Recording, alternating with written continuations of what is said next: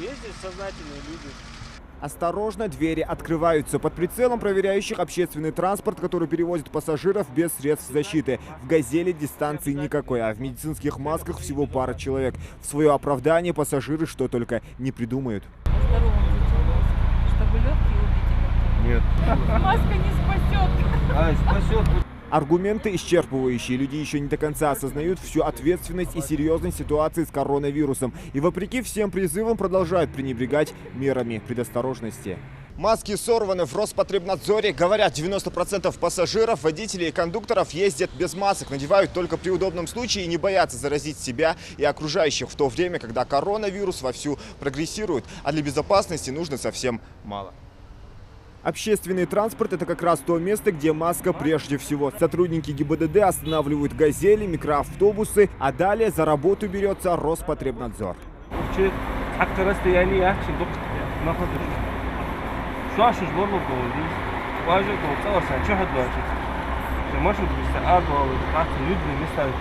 Обязательно маски, конечно. Это элементарно.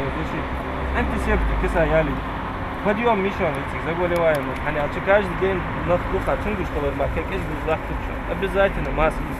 Отчаянные просьбы, которые нужно соблюдать всем для собственной безопасности. Находятся и сознательные водители. Вот только пока их просьбы к пассажирам как пустой звук.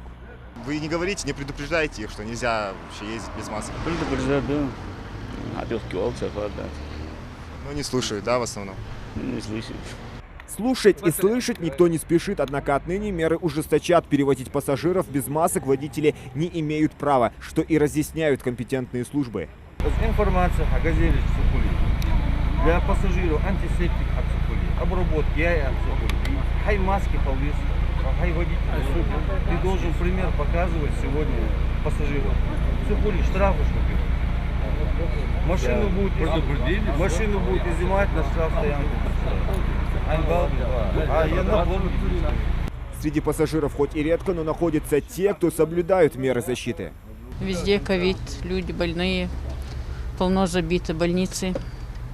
Это для нашей безопасности. Если не следовать простым и понятным правилам, регион снова ждет карантин и ограничительные меры. Сейчас сотрудники ГИБДД и Роспотребнадзора ограничиваются лишь предупреждениями, но с 16 числа будут составлять предписания, после чего последуют штрафы. Мы уже планируем привлекать их к административной ответственности. Самих водителей и руководство их организаций, то есть это ЭП, или АТП, или должностных лиц, да, там штрафы очень большие. Вот на физлицо, на водителей мы можем накладывать 15 тысяч рублей.